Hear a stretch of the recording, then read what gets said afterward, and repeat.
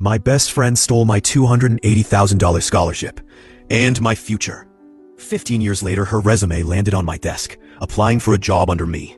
It's then I devised my revenge. They say revenge is a dish best served cold. I guess I froze mine for 15 years. I was 18 when Maya Woods, my best friend since the 3rd grade, stole my future. Literally. It was 2010.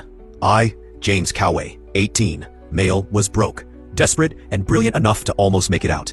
The Northeastern Merit Scholarship, $280,000. It wasn't just money, it was escape.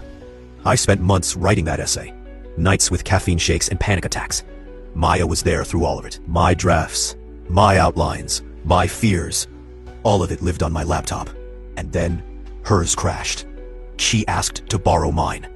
I said yes. Looking back, that was the worst mistake I made. That's where the story should have ended. It didn't.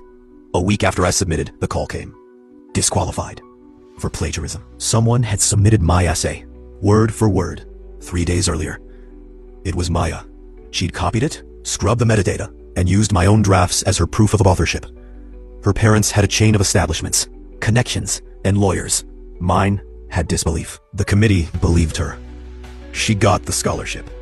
I got blacklisted. No school wanted the boy who cheated. Even my parents said to drop it. You can't prove anything. Move on. So I did. Kept my head down, gritted my teeth, and went to community college. Worked full-time. 7 years to finish a degree. 15 years to pay it off.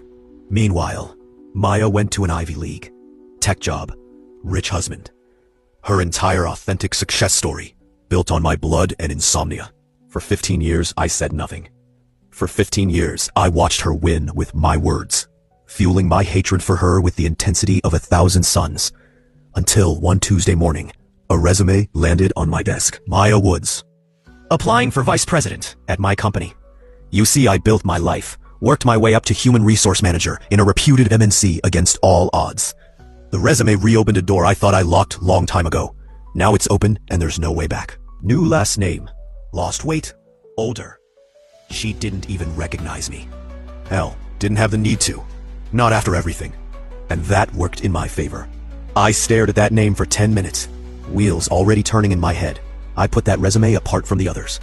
I didn't even realize when there was a grin on my face.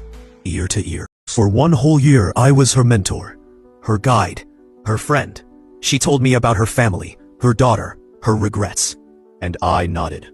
Because what she didn't know was that she was living inside the trap I built. To everyone else, it looked generous. A mentor offering a learning experience. I called it closure. But each week, I pulled a thread. I forwarded a funding discrepancy to the sponsor. Nothing fabricated, just unretorted figures. I flagged a research citation to the journal that once ignored my appeal. I asked compliance for an independent review, citing best practices. Every move was technically correct. Institutions do the rest when you point them in the right direction. Grants froze. Partnerships paused. Her husband, tied to one of those charities, lost contracts under conflict of interest clauses. Within 8 months, her life sounded like static. I didn't gloat. I observed. Justice isn't loud. Then I saw Emma, her daughter, 17, bright, posting online about her mom's suspension. College recruiters saw it too. They withdrew interviews, afraid of PR mess. When she cried on a live stream saying, "We're good people," I watched the clip 3 times. I didn't feel pity. Not exactly. Just recognition.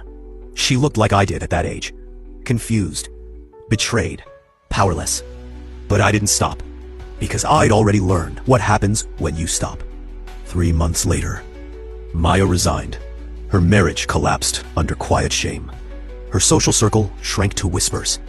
She started freelancing under aliases, desperate to find footing again.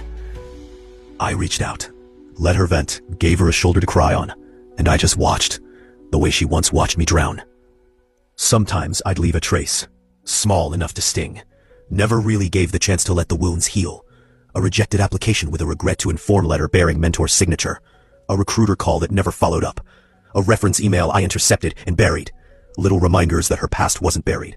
It was archived. And when I saw her walking home one rainy evening, groceries in hand, eyes sunken, I didn't feel triumph, only certainty.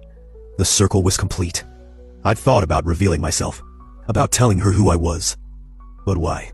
I don't need to give her that closure. she'd already met the consequence. She just didn't know my name. Because you don't spend 15 years sharpening your fangs and then decide to grow them dull. People call it obsession. I call it balance. That day she forged my essay and smiled while I burned. Something in me changed. Whatever humanity I had left died in that inbox with the rejection email. I don't crave peace. I crave precision. And if she ever rises again, I'll be there. Quiet, invisible, inevitable. Hey dear listeners, this is Talks from the Net. I would like to request you all to please like and subscribe to my channel. This would really help me to bring out more content